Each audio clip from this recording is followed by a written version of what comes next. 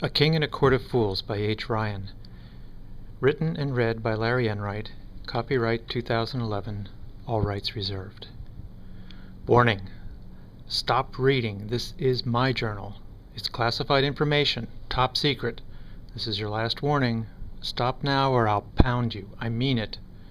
By proclamation. King Thomas of Ryan. Introduction. It's been a while since I've seen it, but that's how I remember the chicken scratch from the cover of Tom's journal. Tom Ryan. He's my big brother. He was in 6th grade at the time he started keeping it. He was 10 and I was 5 and in 1st grade. Sister Jean Lorette made him do it, he said. Tom thought it was punishment for constantly misbehaving in her class. He would say that. I think she was just trying to help him express himself in ways more productive than his usual tough guy act.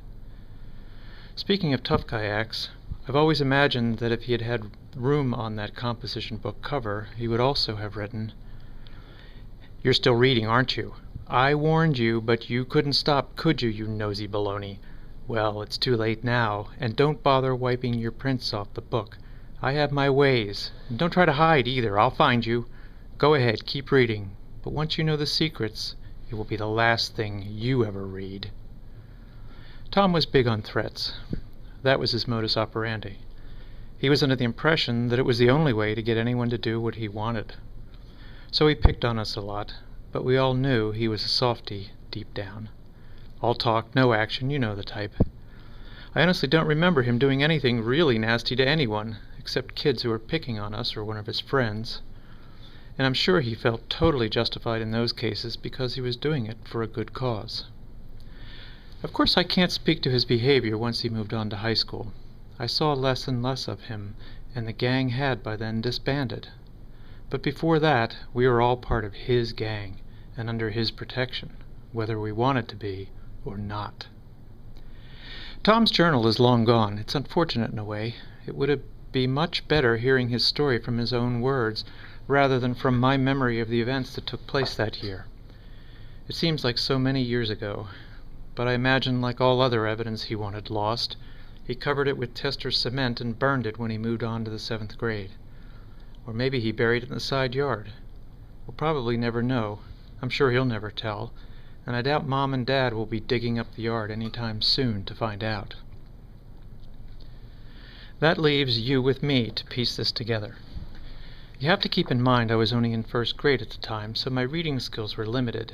Simple chapter books were easy, but not 6th grade Tom E.'s. He used words I'd never heard of, words I found out later I was better off not knowing.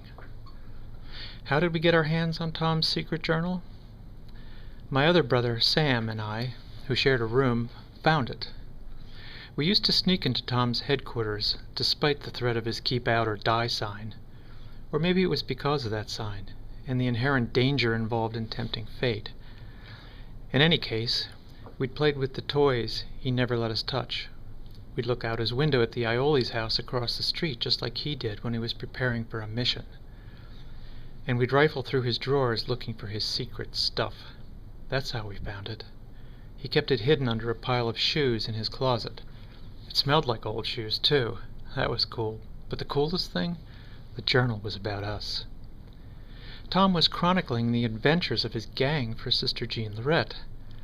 Every chance we got, we would sneak in and Sam would read it to me, or I would try reading to him. We had a blast with it. The way Tom described his adventure, we couldn't believe it was about us at first, but there was no doubt after several pages that this story was our adventure as seen through his imagination. And did he ever have an imagination?